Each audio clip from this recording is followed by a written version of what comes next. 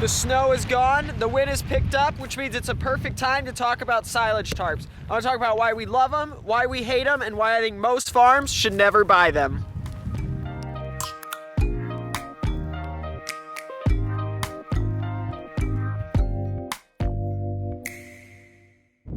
So let's talk about one of the things we dislike about silage tarps. That is, when it gets windy, it seems like any sandbags you put down, they're always going to blow away. And maybe you're sitting there thinking, well, Taylor, just add more weight.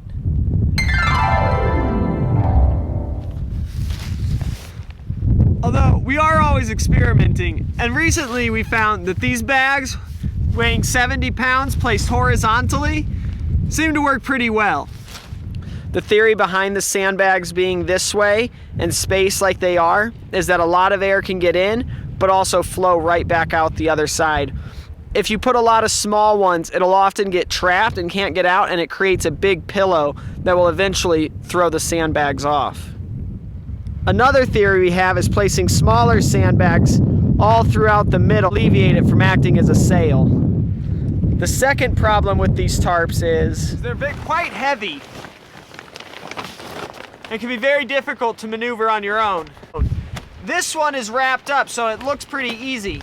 But once you get it undone and they're in the field, it's really hard to ever get them back like this. This was done with a tractor. I could never do this by hand. I wish I had an example of one after we use it, and you could see how much more cumbersome and hard to move it is. It's possible, but I definitely think it's a task that needs at least 2 people. The first pro that I would like to talk about is that this black really soaks in the sun and really helps to superheat the soil below, letting us get into the field sooner in the spring. The second advantage to the tarps being, in the spring when it's raining a lot, it helps to keep the soil dry.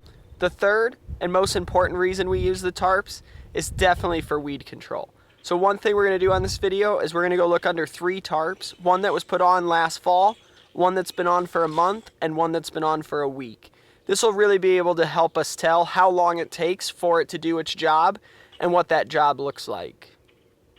And also stick around till the end of the video so you can see the one reason we think that no farm should have to buy a silage tarp.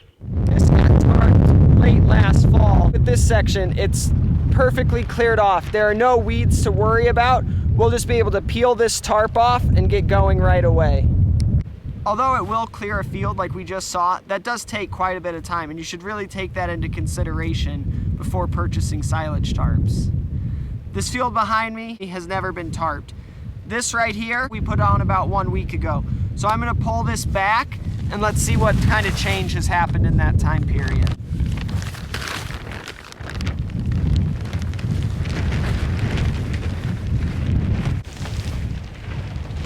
As you can see, after only 1 week of the tarp being on, there's very little change to the plants underneath. Now let's take a second to look at a tarp that's been on for a month.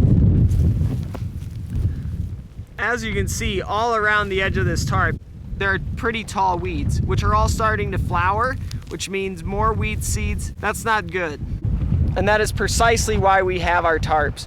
So I'm gonna peel this back right now, and let's take a look at what a month of it being on has done for the field.